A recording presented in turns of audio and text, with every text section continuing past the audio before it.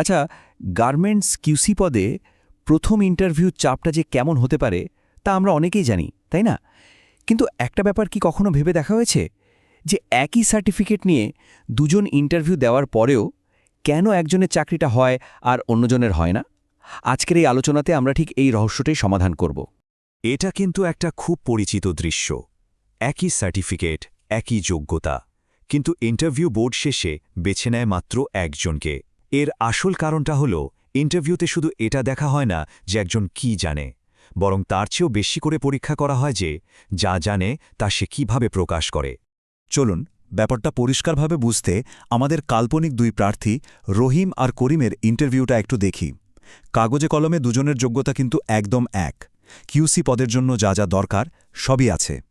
কিন্তু আমরা দেখব কিভাবে তাদের দৃষ্টিভঙ্গি আর উত্তর দেওয়ার ধরন একটা আকাশ-পাতাল পার্থক্য ঘরে দেয়। ঠিক আছে, তাহলে খেলাটা শুরু করা যাক প্রথম রাউন্ড দিয়ে। আর যে কোনো ইন্টারভিউর প্রথম এবং সবচেয়ে গুরুত্বপূর্ণ রাউন্ডই হল ফার্স্ট ইমপ্রেশন। চলুন দেখি প্রথম প্রশ্নটাতেই কে এগিয়ে যায়। পার্থক্যটা কি চোখে পড়ছে? রহিম শুধু কয়েকটা সাধারণ তথ্য দিচ্ছে, সে ডিপ্লোমা শেষ করেছে আর তার একটা চাকরি চাই, ব্যাস। অন্যদিকে করিম তার উত্তরের মাধ্যমে শুরুতেই বুঝিয়ে দিচ্ছে যে সে শুধু চাকরি করতে আসেনি, সে এই পদের আসল উদ্দেশ্যটা বোঝে এবং কোয়ালিটি নিয়ে তার একটা সত্যিকারের আগ্রহ আছে।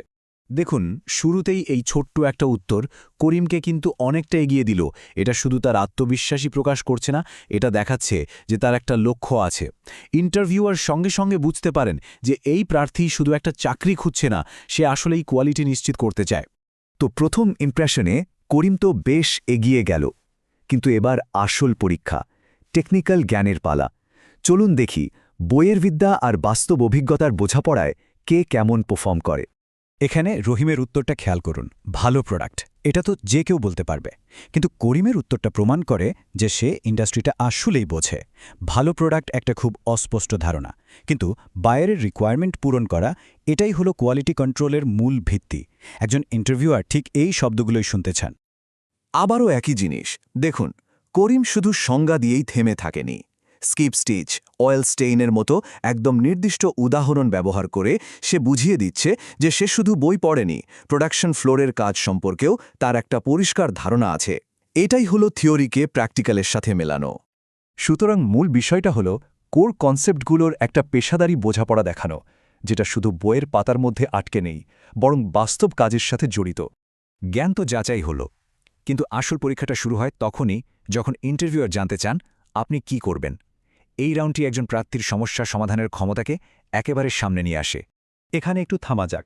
ভাবুন তো একবার, যদি একটা সুইং লাইনে একই ডিফেক্ট বারবার আসতে থাকে, তাহলে একজন দারুণ কিউসি প্রফেশনাল ঠিক কি করবেন? উত্তরগুলো দেখার আগে একটু নিজেরা চিন্তা করে দেখুন তো। রহিমের উত্তরটা একজন সাধারণ চেকারের মতো, সে সমস্যাটা শুধু রিপোর্ট করছে। কিন্তু করিমের উত্তরটা, ওটা একজন প্রবলেম সলভারের। সে শুধু সমস্যাটা ধরছে না, বরং এর মূল কারণটা কি, মানে রুট কজ খুঁজে বের করতে চাইছে, যাতে ভবিষ্যতে এই ভুলটা আর না হয়। একটা কোম্পানির জন্য এটাই কিন্তু অনেক বেশি মূল্যবান। এই স্লাইডটার সবচেয়ে ইন্টারেস্টিং ব্যাপারটা হলো করিমের উত্তরটা প্রমাণ করে যে সে শুধু একজন চেকার নয়, সে একজন প্রবলেম সলভার যে ভবিষ্যতে সমস্যাটাকে আটকাতে চায়। সে শুধু সমস্যা ধরছে না, বরং সমাধান খুঁজছে। এবার এমন একটা প্রশ্ন যা শুধু জ্ঞান নয়, প্রার্থীর চরিত্র এবং সততাও পরীক্ষা করে ফেলে। এই ধরনের প্রশ্ন একটা ইন্টারভিউয়ের মোড় পুরোপুরি ঘুরিয়ে দিতে পারে। প্রশ্নটা খুবই সরাসরি আর কঠিন। যদি কোনো ম্যানেজার ডিফেক্টিভ পণ্য পাস করে দিতে বলে, তখন কি করণীয়? এটা একটা সত্যিকারের নৈতিক দ্বিধার পরিস্থিতি। এটা একটা খুবই গুরুত্বপূর্ণ মুহূর্ত। দেখুন, রহিমের উত্তরটা আসছে তাৎক্ষণিক ভয় থেকে, যা শেষ পর্যন্ত কোম্পানির জন্য ক্ষতিকর। অন্যদিকে করিমের উত্তরটা তার সততা আর যুক্তিবাদী চিন্তার পরিচয় দিচ্ছে। সে বুঝতে পারছে যে ছোট একটা ভুল পাস করা মানে ভবিষ্যতে বায়ার রিজেকশন এবং কোম্পানির জন্য আরও বড় ক্ষতি ডেকে আনা। ইন্টারভিউ প্রায় শেষের দিকে, আর এখন আসছে সেই প্রশ্নটা যা অনেকটা ফাইনাল ম্যাচের শেষ ওভারের মতো, যেখানে নিজেকে প্রমাণ করার শেষ একটা সুযোগ পাওয়া যায়। এখানে দুজনের উত্তরের মধ্যে তো আকাশ-পাতাল তফাত। একজনের উত্তরটা পুরোপুরি ব্যক্তিগত প্রয়োজনের উপর ভিত্তি করে দেওয়া, আর অন্যজনের উত্তরটা এইটার উপর ফোকাস করে যে সে কোম্পানিকে কি ভ্যালু দিতে পারবে। একটা শক্তিশালী সমাপনী বক্তব্য আসলে পুরো ইন্টারভিউ জুড়ে দেখানো সমস্ত ইতিবাচক গুণাবলীকে আরও মজবুত করে তোলে।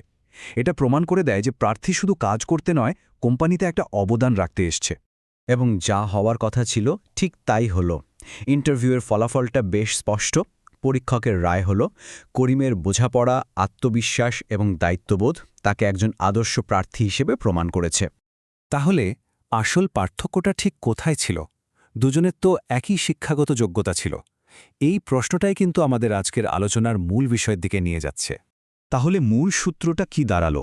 চাকরির জন্য নির্বাচিত হওয়া মানে শুধু সঠিক উত্তর দেওয়া নয়, বরং সেই উত্তরের পেছনে একটা সঠিক মানসিকতা বা মাইন্ডসেট থাকাও জরুরি।